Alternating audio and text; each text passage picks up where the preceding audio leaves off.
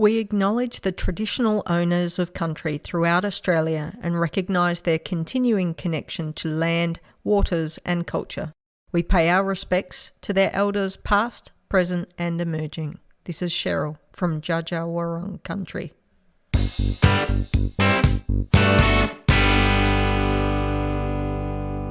Eric, welcome back to another podcast from the Beyond 90 crew. I shouldn't say welcome back to you so much as I should say welcome back to me, because I wasn't here last week. How did it go looking after the whole show? Yeah, it was interesting. It was a slightly different experience to be in the host chair, so to speak, but I think I enjoyed it. Yeah, a big week in football. Well, if last week was a big week in football, let's talk about this week being a big week in football. We had the Matildas play a match against the Republic of Ireland. We have had, as usual, more W League signings. We've had some more Matildas matches announced. We've had the W League draw come out for the first 4 rounds, and we've had some big news about Lisa De Vanna. Any of those particularly pique your interest? I mean, the W League draw is always a big thing. So, yeah, it's good to see now, of course, due to the ongoing situation with regards to travel, they've once again split the team in, split the draw into 2 sections just to make it work. But at least we don't have that infernal bye this time. So, and I'm already looking forward to it. So that, and does remind me I have to start booking leave for December, because now I know what to do. Yeah, it's fantastic news. We may as well start with the W League draw. So we have only seen the first 4 rounds come out, which is probably smart, to be honest. Yeah. I think it's probably a smart way of going. And I think, you know, when I saw the words conference, I got a bit worried thinking, oh, we've got a new team coming in and we're not going to have any buys, but hang on a minute, are they going to make us have conferences and then it's just going to be awful? But it's just the theory of keeping people together while the risk of COVID is probably a bit higher until we get higher vaccination rates. So all in all, probably a pretty good result. I was wondering whether or not we'd have a bit of a hub somewhere in Australia, whether or not it was down there in Tasmania with some of our good mates in Molly and Tanner being down there. But apart from that, I don't have any specific thoughts on who's in those particular areas. Obviously, it's hardest for Perth to get to the East Coast and vice versa. Yes. But they're in a group together with, at least they don't have to fly too much around New South Wales, and maybe that's partly some of the rules that they have with their very tough lockdowns. Welcome, Dale, to the podcast as well. Thanks for dropping in. We're just talking about the W League draw, and I don't know your thoughts, Dale, up front. Is there anything that got you excited in particular about those first 4 rounds? The W League being back. Just that it's back in general. Yeah, I mean, I know we had a discussion off mic with Stefan about the fact that Canberra are located in the non-New South Wales group, exactly as God intended it.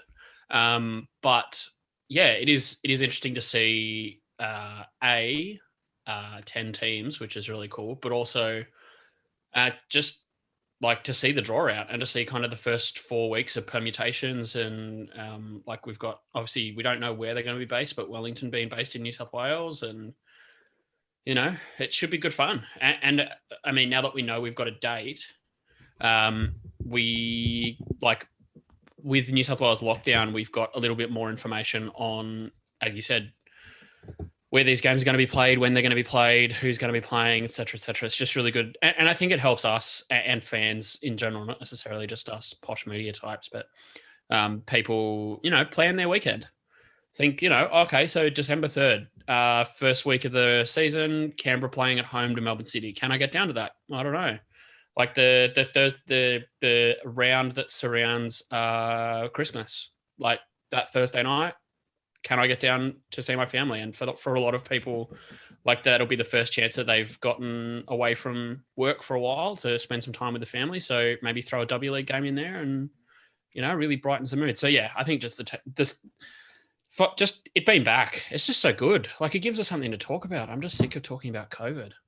It is interesting to see it come back. I wonder about some of the players, and I can't remember them off the top of my head, but I will ask Eric, because I'm wondering if I'm pretty sure that he will remember off the top of his head any players who have switched teams and when they actually might come against their old teammates. So one that I can think of is Alira Toby. She won't, obviously, if those first 4 rounds playing for Canberra now, she won't come up against Sydney. Are there others that maybe you can remember that I can't? Yes, the specialist area of potential you didn't want us. Thanks so much for remembering, Cheryl. Alira Toby won't play against Sydney. She will play against Brisbane in the game Dale mentioned 2 days before Christmas. So, and I don't have family in Canberra, but I'm hoping to be able to get down to that one anyway. Well, you've always got family down there when you and you're down with me, mate. That's all. Thank you so much. Bring a coat, even though it's going to be 2 days before Christmas. Yes. I'm experienced in the ways of Canberra. Yeah, especially from Stefan telling us about his adventures in the middle of winter covering NPL. Yes. Let's see. I've just got the draw in front of me. So I think Rojas has moved across town as well. So she's now with Sydney. Mm-hmm. She won't play against Adelaide in the first 4 weeks. Yep, that's right. The only other ones I can think of are Morgan Aquino, going back to Perth. Miranda Templeman signed for Adelaide. She did. That's correct. So, I mean, she'll be playing against Perth. Round 4. She didn't play for Perth, but she's from Perth. Yeah. So she'll be playing against Perth in the first 4 weeks. Mm-hmm. And even though Wellington haven't signed any players yet, to the best of my knowledge, I may have been living under a rock for a moment, but I imagine there's a couple of Kiwis who had been playing in Perth. There's a couple of Kiwis who had been playing for Melbourne Victory as well. So Wellington being in the other conference, if you want to call it that, it might be that when we get to round 5, we might see a bit of kerfuffle, but that's something that we'll be looking forward to because the W League is back and bring it all on to us. The best thing that we can hope for is more kerfuffle. Yes. Any higher kerfuffle than 0 kerfuffle will be a positive. Yeah. Yep. All righty. Well, if them's the thoughts around the W League, let's have some thoughts about the game between the Matildas and the Republic of Ireland. Pretty interesting match that we saw there. Interesting for good and bad reasons. Eric, do you want to take us through your thoughts to kick off with?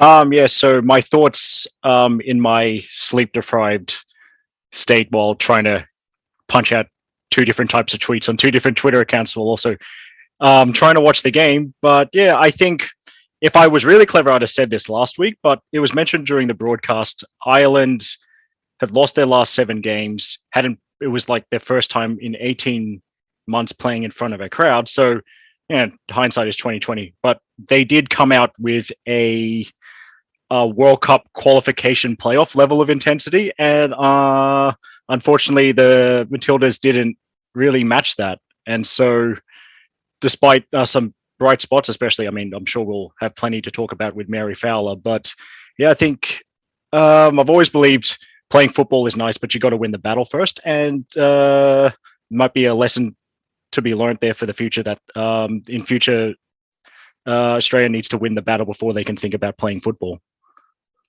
Okay. Yeah.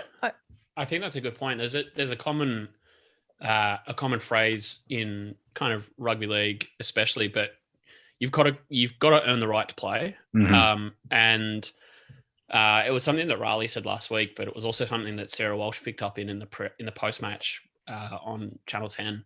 But like Ireland just wanted the ball. Like there were so many opportunities where Australia were just not necessarily second best, but like just muscled off the ball. And a lot of these players, like all due respect to them, but like a lot of these players are playing at semi-professional level in a league that doesn't come into the top 10 discussion when it comes to Europe.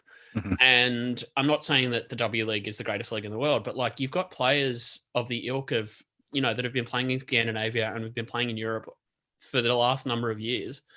And they're getting bullied by like, players that get knocked down in the first qualification leg of the Champions League. Like, it's not necessarily that I don't think we were poor. I don't think like we got a lot of poor, like the bounce of the ball didn't go our way in a lot of things, but like there were a lot of opportunities just like missed or not hurried enough or not running for the ball enough or like not winning the 50-50. As Eric said, like Ireland have been playing at a level of intensity for the last 18 months that we simply haven't been. And they've had like skin in games, whereas like we've been playing in the Olympics. And yes, we did really well and we came 4th. But I think after we beat Great Britain, we were kind of playing with house money. Maybe this is just a symptom of that intensity from the Olympics kind of waning a little bit. Maybe it was just that we weren't ready. I don't know. But like, as Eric said, I mean, the Irish are a lot of things, and vociferous is definitely one of them. Yes. So it would have been fantastic for them playing in front of their home crowd, and full credit to them. They were in great voice. And did they deserve to win? Did we deserve to lose? Like, that's not for me to say, but you know, they don't paint pictures on the scoreboard, and you know, sometimes you got to find a way. That was another thing. She just said, you know, it's great teams don't always win pretty. Like, sometimes you've got to find a way to break a team down, and we just failed at that constantly. So that's definitely something to be looking at going forward. We'll have a talk about the news that came out this week, but yeah, definitely some big time food for thought. I kind of like that we didn't have excuses. I really liked how Tony G sort of did the post-match press conference and said that he was emotional, but he then talked some facts and figures about the delivery of, you know, we're losing 50% of our passes, and then for our crosses, we're only getting on to 20% of them or something. I like that he's really factual, and I like that he acknowledges that emotional part of the game as well, which must be really tough. And I think the team, I felt, left everything on the park. I felt that they gave what they could. It just didn't come together. And, you know, I think there have been some comments that have gone around saying, have the Matildas taken some of their opponents too lightly? I don't necessarily think that's the case. For me, what I think it is that they're playing hard. We listened to, I think it was Angie Beard after the game, and it was maybe Charli as well. I'm not too sure. And they were just saying, look, I gave it everything. I did everything that I could. But even amongst that, it just somehow didn't come together. And that could be because of, you know, switching players around and whatnot. But I actually think it's good to give different players a run. And if we can't do that now after the Olympics leading into the Asian Cup, which we've already qualified for, we've already qualified for the World Cup as well, we may as well give it a go now. We may as well allow any player that, you know, is within the ballpark to get on the field and get some of that experience. So that's kind of what I think. The other thing that I would talk about that for me, I think one of the most beautiful things that we could see is that we had Sam Kerr hit 100 games, but then we get 3 debutantes, which I'm happy for you guys to take the reins and talk about that. But one moment I think stood out for me when pretty sure it was Courtney Nevin passed the ball through to Kyah Simon cross in the midfield, and then that went through to Mary Fowler. And look, it may have been when Mary Fowler scored a goal, but what I like about that is that it is the new breed coming through. And when you've got, I think Alana Kennedy's going to hit 100 games when they come to Australia very soon, and we'll talk about that as well soon. But we need to bring more of these players coming through, and then one day we'll maybe see Kyah Simon cross with 100 games as well. But anyway, for me, that's some positive stuff that we can see out of the football. Eric, did you want to rattle on a little bit more about some of the debutantes? Debutantes were good. Now, I'm no Samantha Lewis, but I'll try my best with regards to Claire Wheeler. So, yeah, it's great. As having watched her in the W League and NPL and thinking this is a player who has the potential to go much higher, it was great to see her get a Matildas cap and some decent minutes and some decent touches as well. Also nice for, Charli Grant and Angie Beard, who I think bring a lot of the qualities that we sometimes, we can't really have too much of in international football. Charli Grant being incredibly, incredibly fast, and Angela Beard being a quality left-sided footballer, especially, we know her as a left back, but also thanks to Stefan's lovely Nordic football reps, we've been learning she's actually been playing for Fortuna Hearing on the left side of a back three, which is and it's great to see Angie Beard adding a couple more strings to her bow. So delighted for all three of them. Any final thoughts from you, Dale? I mean, I'll give you a moment before I'll put you in there. But one of the things I found out is that 10 Play is great if you don't have a Samsung TV. So I was all excited to watch the game from a nice, cozy, warm bed, and that didn't eventuate. So anyone who's out there and had some 10 Play issues, which I did see one other person, it could be that you've got a Samsung TV. If you either get rid of that or just watch it directly on an Apple TV, you should be okay. Dale, over to you. Yeah, I think the point that you guys made about, the kind of new breed coming through there, I think the results going the way they are, like, we're always going to have questions about, like, are these the right players, et cetera, but, like, you're never going to know until and I don't think that we should be hitting the panic button just yet. I think that we're a long way away from that. Like, as we said, like, yes, a lot of these players are based in Europe. Yes, we didn't pick up the result, but, like, the two of the goals that Ireland scored, like, they don't happen again in a month of Sundays. Mm-hmm. Like, the two massive deflections that they got. And yes, we got lucky with one of the goals. And yes, we probably should have done better in attack. We didn't have enough touches in the box, et cetera. But, like, sometimes, as I said, that's just the way the ball bounces. In terms of where, on the topic of the panic button, I did find it funny is probably too banal a word for what the emotion that I felt. Laughable was probably closer to where I was at. The panic button about, Mary Fowler could have been playing for Ireland if not for, like, scouting camps. Like, that's great. Like, yeah, but at the same time, a wise man once said, if my grandmother had wheels, she'd be a bicycle.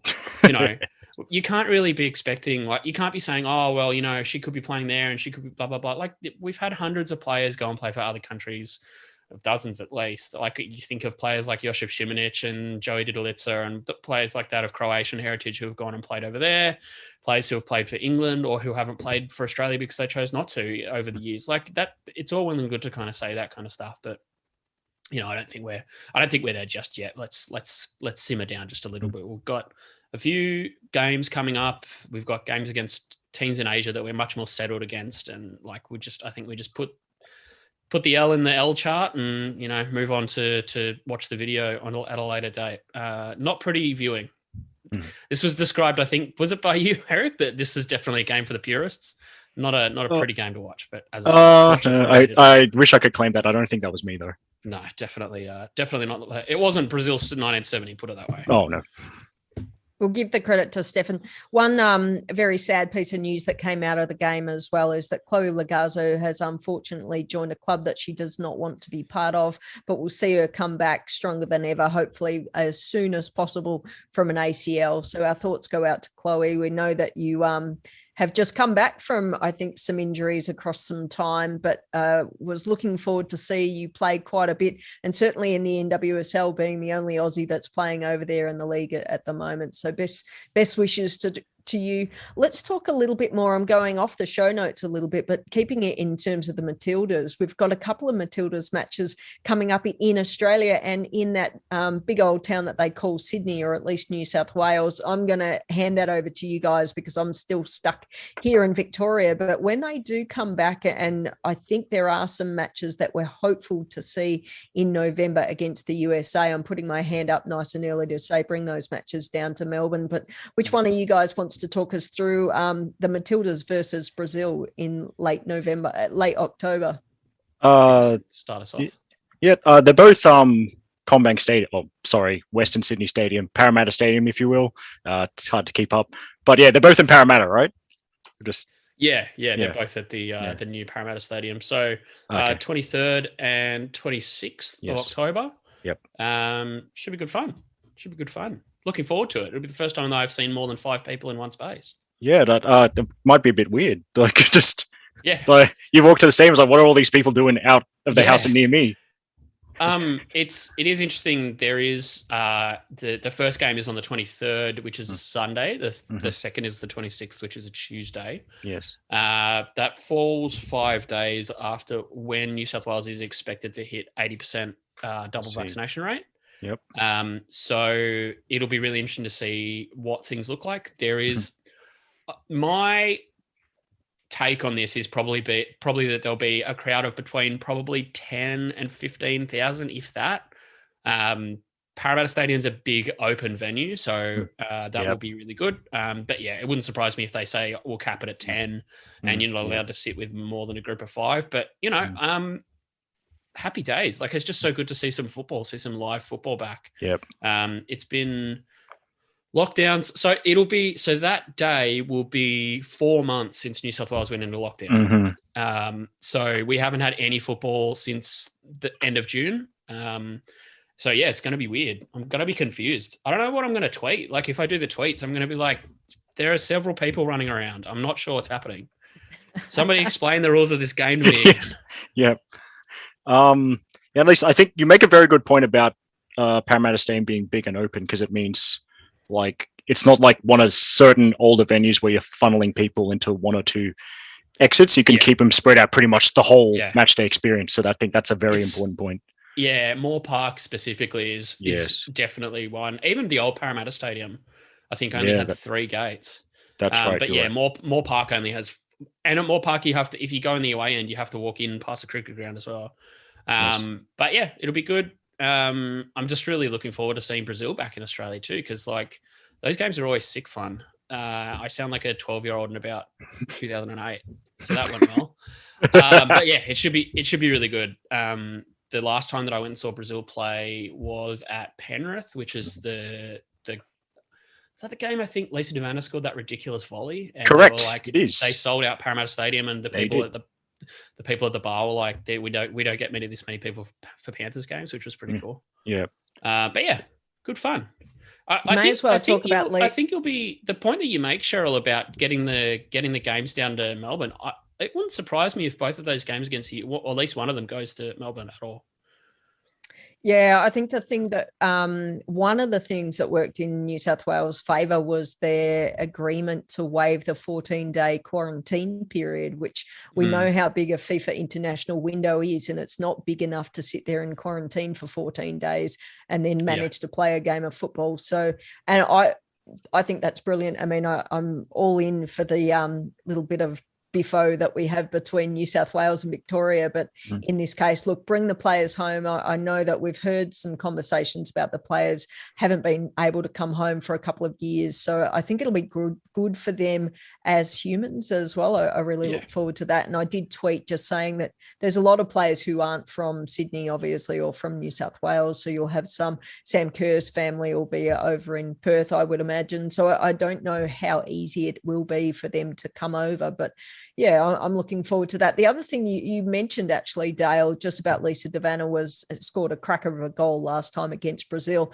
News came out this week on ESPN about Lisa De Vanna feeling left out from the squad, and she had some strong things to say, and she's effectively walking away from football.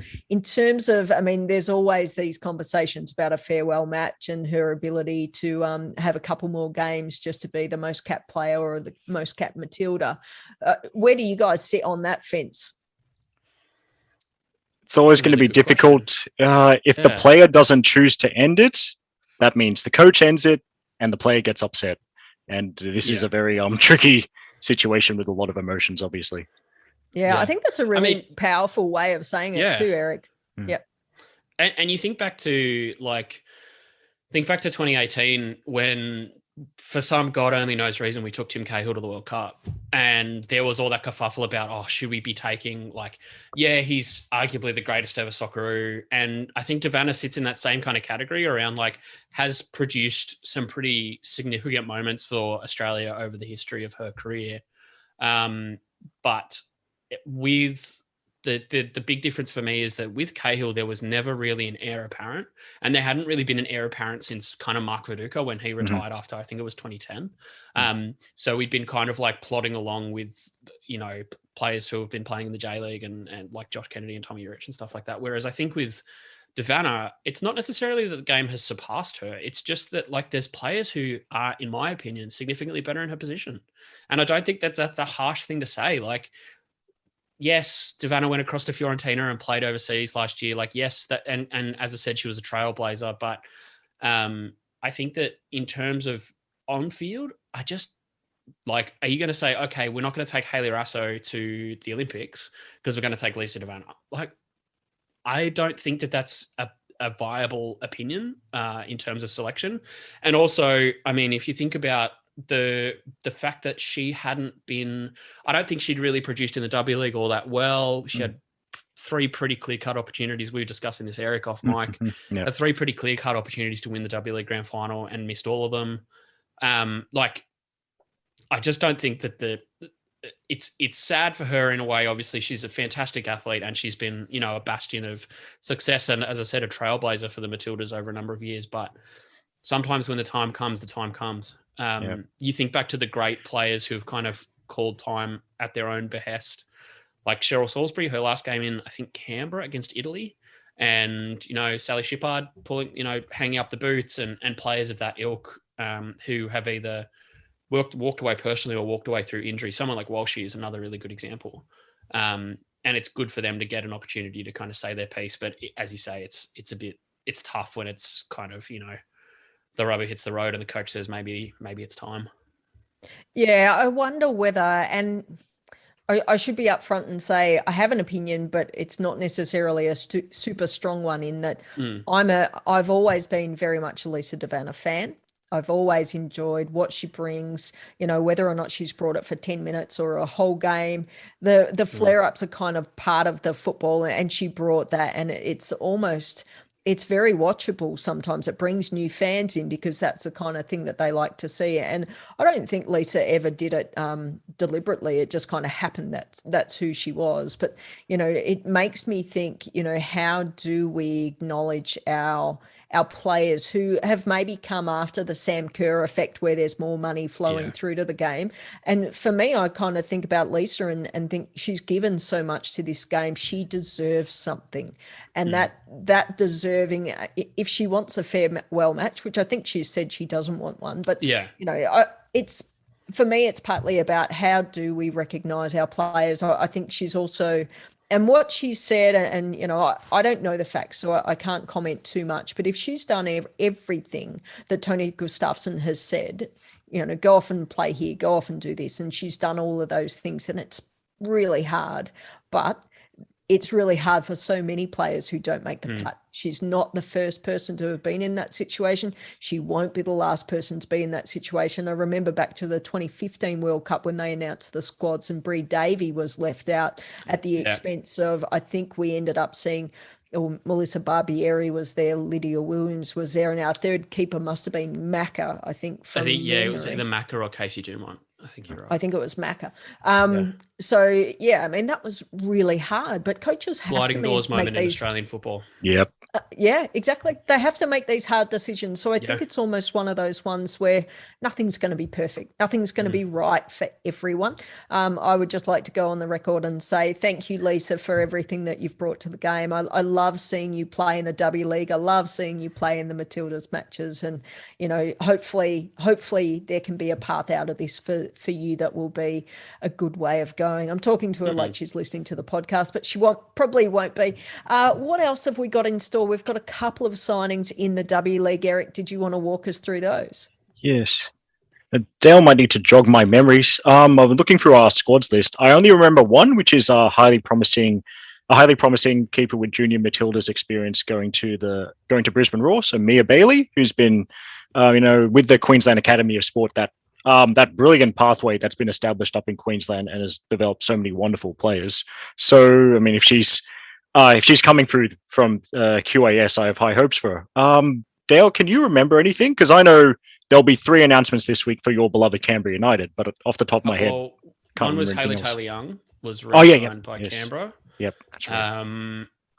And which is Lauren really Keir. Lauren Keir was the other one last week. Yep.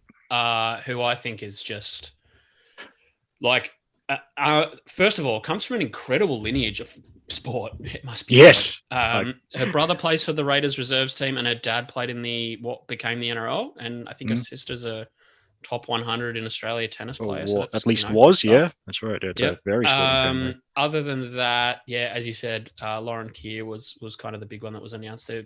Other than that, I'm not sure. Yeah. Surely there are a bit more. Now, Eric, you also mentioned that there's a couple of teams out there who have filled up their squad. So yes.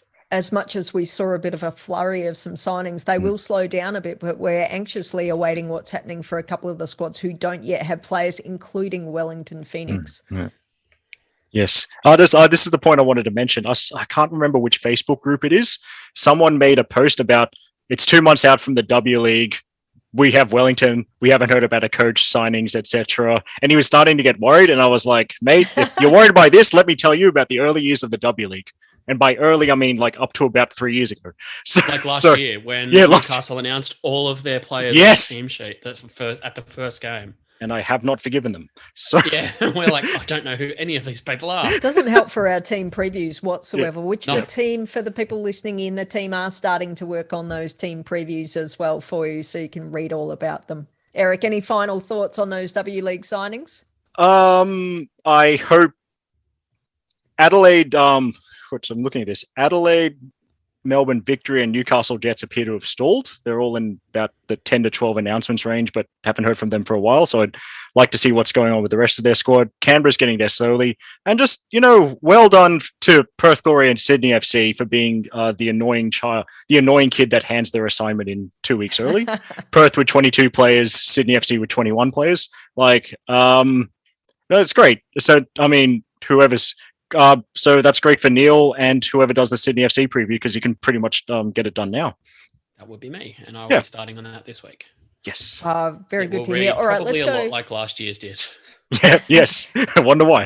Copy paste, change the names. You get to keep your same coach. Let's go around the world a little bit quickly, and then hopefully we'll get Stefan joining us later as well. So we start off in Asia in the WE League with JEF Chiba. Hopefully I say these things right, but if I don't, I feel like the people who are listening to us aren't going to shoot me down for that, and maybe you don't know how to say it either. So we'll just make up our own way. But Alex Chidiak's side went down 2-0 against Inac Kobe, and they have dropped to 10th position out of 11 teams, so not starting off too well at the moment. Inac on top of the ladder, and that's kind of where you would expect them to go. In the FAWSL, I don't know, which one of you guys wants to walk us through those results, because there are quite a few goals. There were, and I'm not going to get in the way of Dale talking about his beloved Everton this week, so floor is yours. Everton did really well and didn't concede 15 goals, which was a massive positive. I was significantly more impressed with Everton this week than I was last week. Last week they were sinfully bad, and this week they were less than a rabble, which is a significant improvement. In all honesty, though, I can definitely see why Ben tipped Birmingham to go down. Yeah. They didn't offer a lot, and when they did, it was a little bit clunky. When Everton kind of brought on, they made a few changes in the second half. Like when they started to bring players on, it kind of really didn't really look good for Birmingham. They had the players that Everton brought off the bench: Ricky Sevica, Valerie Govan, Poppy Pattinson, who's a local, and Hanna Bennison. And that is, that was all of the players that Birmingham had on the bench. So it's just a good performance. And one of the things that Ben said in his kind of FAWSL preview was that Bennison is really a star of the future. And I think that Birmingham's defense are actually still standing at Walton Hall Park, trying to figure out what she's doing with the goal that she scored. If you get a chance to watch that, you will enjoy a young player, only 18, just absolutely dancing on people who are several years older than her. Yeah. Chelsea Man United. Oh wow, that's that was something.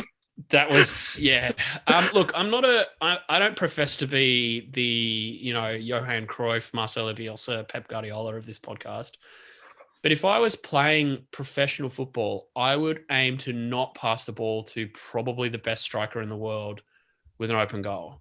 Not Man United's best outing, but, things can only improve. That is the key takeaway. Yes. 2 goals to Sam Kerr. Drew Spence. I hadn't seen a lot of her before this game, but she has the kind of look of a player who isn't just a very strong athlete.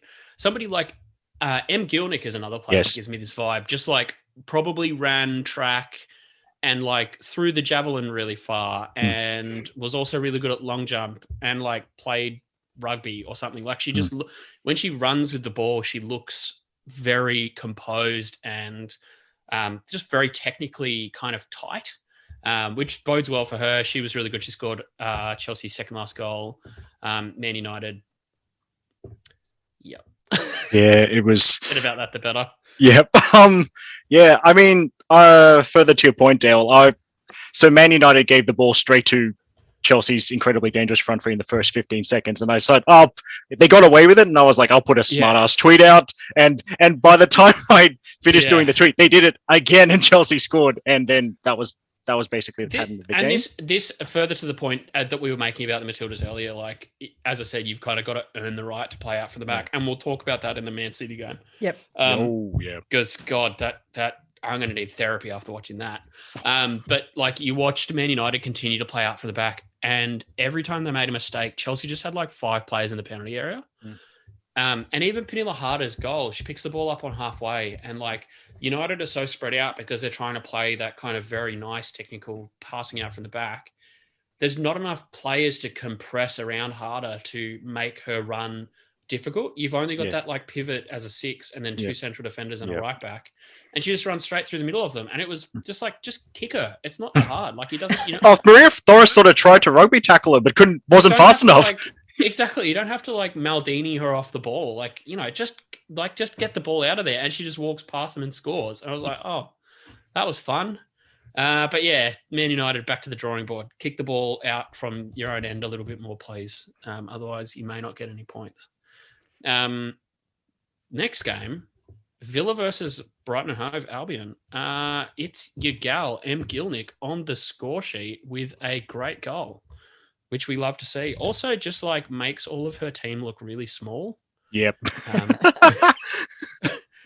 Like, it's kind of like, it's like somebody's modified a FIFA game to just make one player really big and they're just running around the pitch. And I was just like, oh, where's Gil? I was watching the highlights this morning and I was like, oh, where's Gilnick? And then she just kind of like, her head just pops into the bottom of the screen and it just continues. And I'm like, that's where the ball's going. But she was great. Yeah, really, really good. Brighton, not so good, but Villa, a good win away from home. That was at Crawley Town. Tottenham 1, Reading 0. Sneaky player that I really enjoy watching, who I don't think gets a lot of chat, is Ash Neville, the Tottenham left back with the K-pop haircut. Just like very energetic. Like she's all there. It's just good to watch. Just like somebody who, if she was in an amateur team, she would get the coach's award. Tries a lot. Like she's very good as well, but she just runs her legs off. And that was, Reading, not so great. No goals for Tats Dowie, which we hate to see.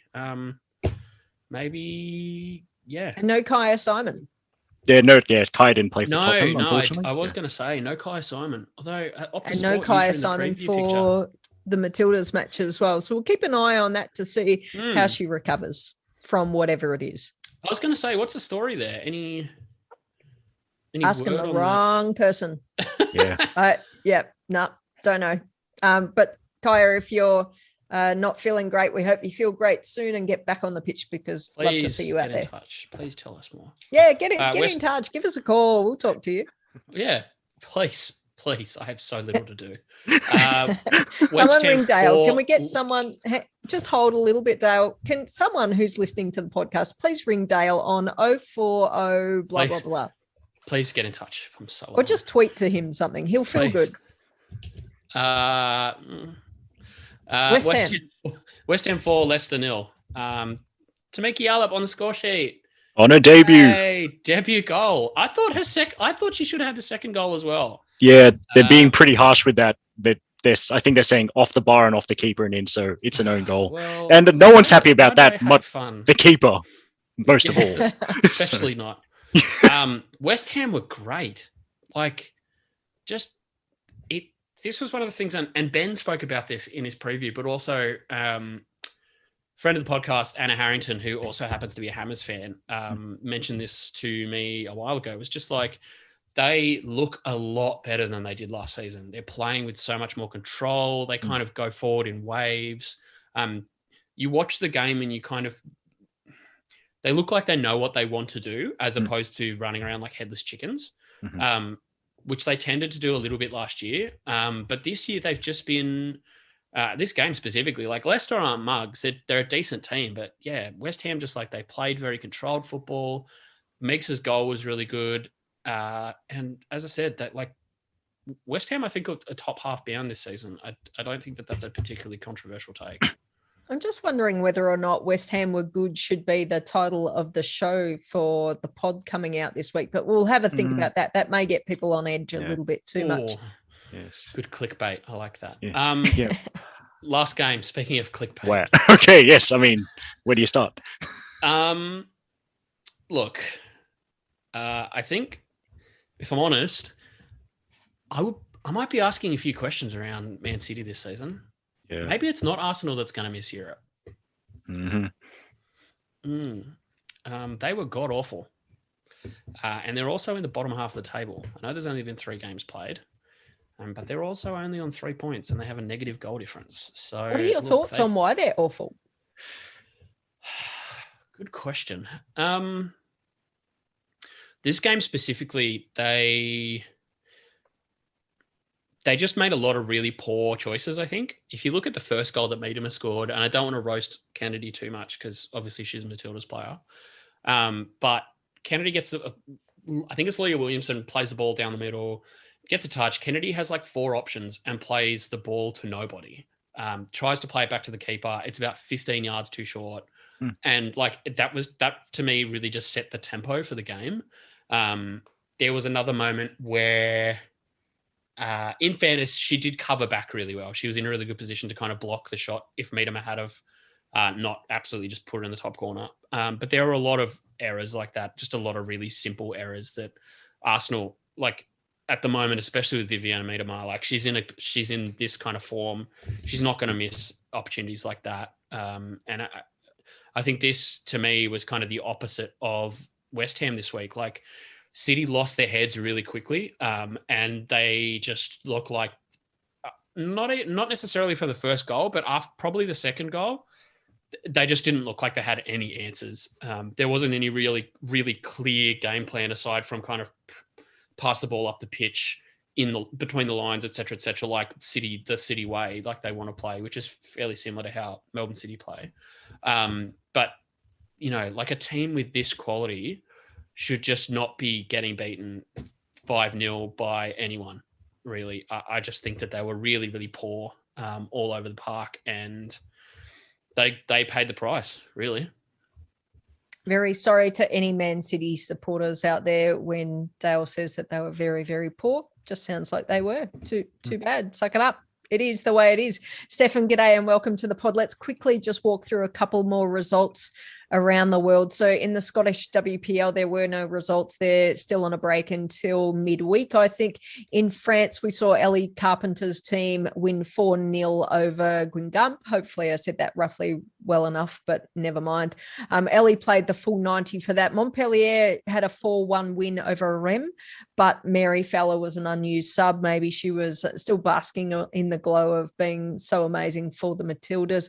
In Italy, Pomigliano, where Aivi Luik plays her trade there, or we think she was. I'm not sure if she's moved on from there, but that match was suspended. We did see Ella Mastrantonio's team, Lazio, go down 1-6 to Fiorentina. Ella played the full 90. Great to see that she's getting some game time. In the Netherlands, Amy Harrison only got a couple of minutes very late in the game, but her team did defeat 20-1. So that's the wrap from around the world. Apart from, as we said, in the NWSL, we won't see Chloe Lagazzo for quite a while. She was the only player that we have there.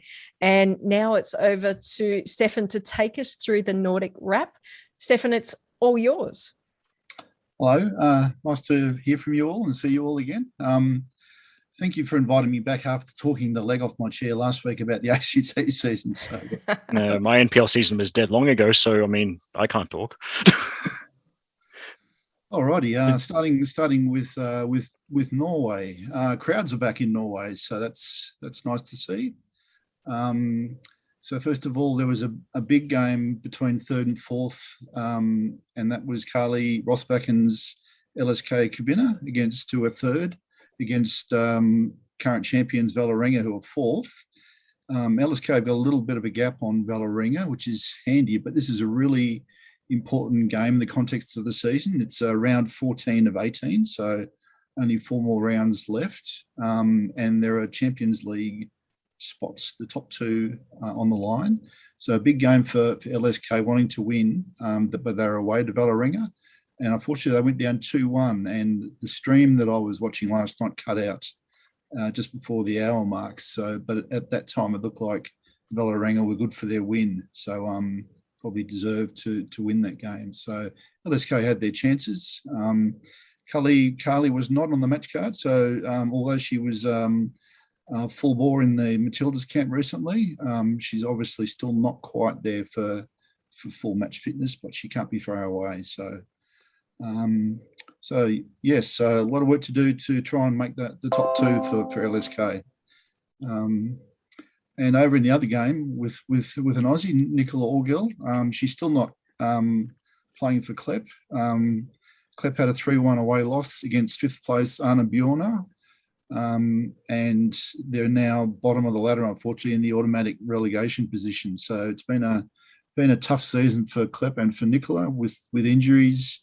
And after a promising start of the season when they won the first 2 games, I think, things haven't been going well since then. So the next game is away to fellow cellar dwellers Stabæk. So we'll see how they go with that one. Shall I continue with Sweden? Yeah, so Sweden, it's the start of a big week for Teagan Micah, right? That's right. Yes. So first of all, having just come out of the obviously the camp with a few other players in the Swedish league, they started with a 1-1 draw on the weekend against Christian Stads. Teagan started this game. I think she didn't play on the game against Ireland because she's only in the camp for the last three days, and so wasn't selected on that basis, but was back in play here. So she played the full game, and Charli Grant was on the bench, and unfortunately didn't see any game time in this game. All the Swedish teams have cup games, 3rd round cup games coming up, so I won't go through them all here. But they've all got 2 games coming up in the next week. So a big week, as you said, Eric, for all of them. Second place, BK Häcken, where Dylan Holmes is. They had a 1-1 away draw against Winona Heatley's bottom place Växjö. So if you recall the last Nordic wrap up we gave here, we mentioned that Växjö have just been narrowly losing games, even though they're at the bottom of the ladder. So they've actually been competing quite well. And this was a big result for them. A 1-1 draw against the second place team, who are, one of the contenders for the league. So it was a good performance. It was very strong, stoic defensive performance by Växjö. But BK Häcken weren't that pleased, though they weren't pleased with their fluency after the game. From what I was reading. So they'll be looking to do better. Neither Dylan nor Winnie made it onto the pitch, even though both were on their team sheets. Going down to Hammarby, who are in 5th. They had a 2-1 away loss against 8th place Djurgårdens. Elise Kellen-Knight is still not playing due to her recent surgery. And this result drops them from 4th into 5th. Claire Polkinghorne played 90 minutes in a 1-1 away draw for Växjö, which is where Emily Gilnick was until recently as well, against 10th place Pattaya. So that result drops them from 6th into 7th.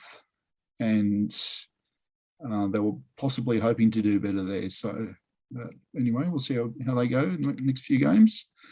And we've already talked about Växjö. Yep. So on to the beloved Aussie enclave at Fortuna Hearing. Yes, they're fascinating to watch every week, I've got to say. It's they've gone into a bit of a pattern now at Fortuna. They tend to be starting with both Angie Beard and Claire Wheeler, and bringing on Indy Riley at about the hour mark. And that's been the case now ever since really Claire was brought into the team. Angie was there from the word go. So yeah, they had a 2-2 draw against the leaders, HB Kirk. So quite a good result for them. They were at home, and the next round, all the teams flip and play the same opponents again next week. So it'll be another top two match up next week. So, and that'll be away for them. So it'll be very interesting to see how that goes. Huge fan of leagues that do that, like all in one go and then flip the draw. Huge fan. Please do this more. Yeah. Certainly makes for interesting times if you've got 1 versus 2. That's for sure. And over at AGF, Jenna McCormick played 90 minutes in their 3-1 away loss to the team below them on the ladder, Nord-Zealand. So again, they play the same opponents at home next week, and this result leaves them in 6th. And of course, the season over in Iceland is done. So we spoke about that last time. So that's your Nordic wrap. Do we have any info on how Jenna McCormick got that shiner, which is slowly healing? I still haven't heard. Yeah. No. I think there was something on socials a while ago. I'll have to go back and have a look, but we may have some friends in the pod who might be able to fill us in on that. But hopefully it's healing well. That photo was awful. Yeah. Never good when you see a mouse like that. Never pleasant. All right, it's time for Queens of the Week. But actually, before Queens of the Week, I was going to ask a question. Dale's already been doing it throughout the pod, and it's something that he does quite a lot. But I'm actually part of the FIFA fan movement. And at the moment, one of the things which they're going through is they're talking about what's your maybe favourite or most prolific football quote or saying. So maybe I'll just give you a moment of time to think about that. Eric, if you want to start by going through your Queens of the Week, and we'll finish up with your favourite football saying. I'm going to need some time for my favourite saying. I have a lot that I don't like, but yeah. Yeah, well, you can tell us what you don't like. Oh, yeah. Oh, well, I will. But firstly, as per tradition, multiple queens. Now I put out a tweet earlier. It was a great week because my 2 favorite women's national teams won. Thanks, Stefan, for biting on it. I really appreciate it. But firstly, Lucy Quinn, who'd been working towards representing the Republic of Ireland for 5 years, she was a bit tight. She only got an Irish passport in the week before the game, but she got it. She played against the Matildas, and she kind of scored on her debut, even though it's officially an own goal. Then second queen, Philippines international Chandler McDaniel scored a late winner in their game against Hong Kong to ensure that the Philippines are going to next year's Asian Cup. And I love the phrase Philippines international Chandler McDaniel. That just sounds hilarious.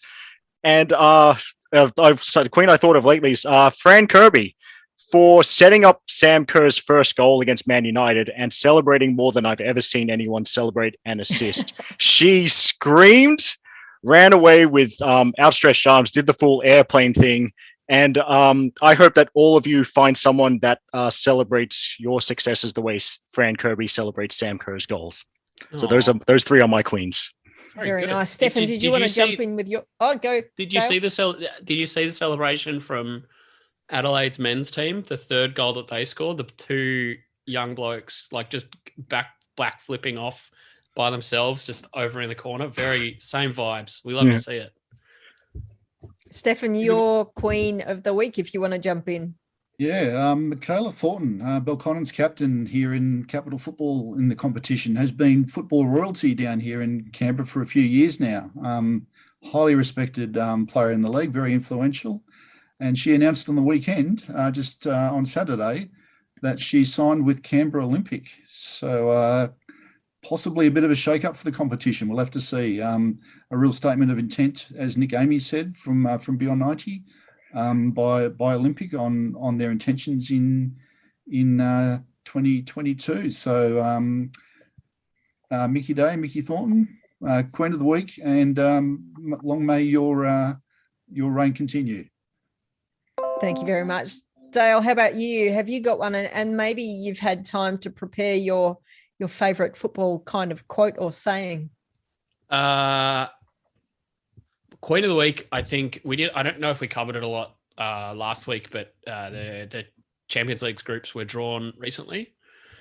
Bunch of Australians playing, which is really, really good. You've got kind of, Chelsea, Servette Chinois. You've got a bunch of players, obviously, at Arsenal and BK Häcken as well.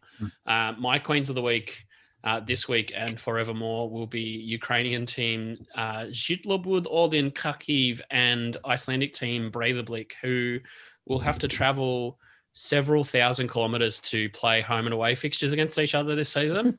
It is the equivalent of flying from Perth to Sydney and back for a midweek fixture, which is going to be amazing. And also to consider that the second leg of these games is going to be in the week before. Breiðablik will have to play the week before Christmas, which will mean that it'll effectively be dark for the whole day. So that's going to be pretty amazing.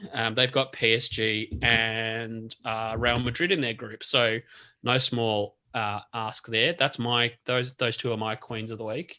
My favorite football saying in commentary is you've seen them given, because it is both agreeing and completely neutral. You have seen them given. That's why we're all here.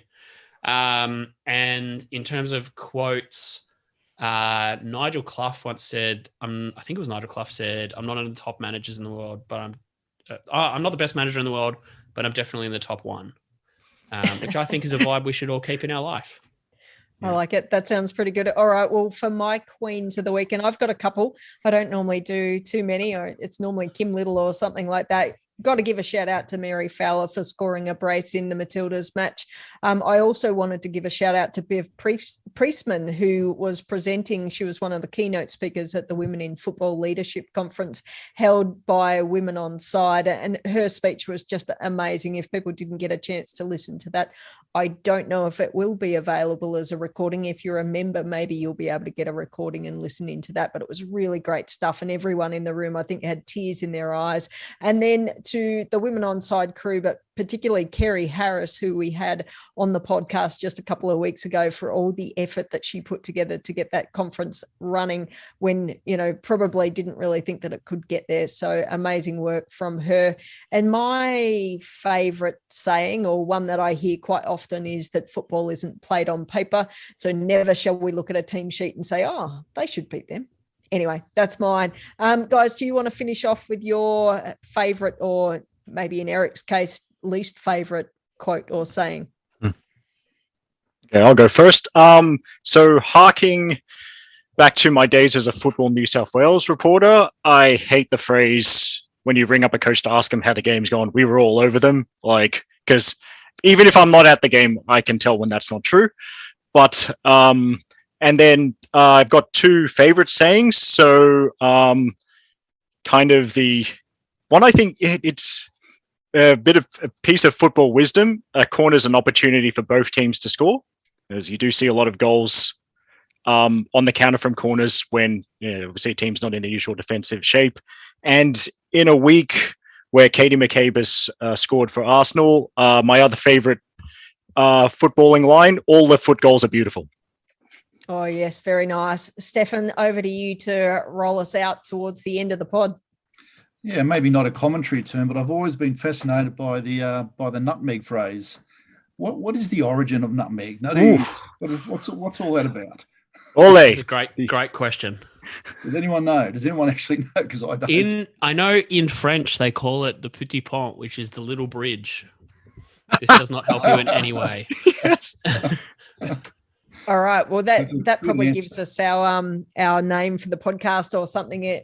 What is a nutmeg, or where did nutmeg come from? That. Probably more particularly.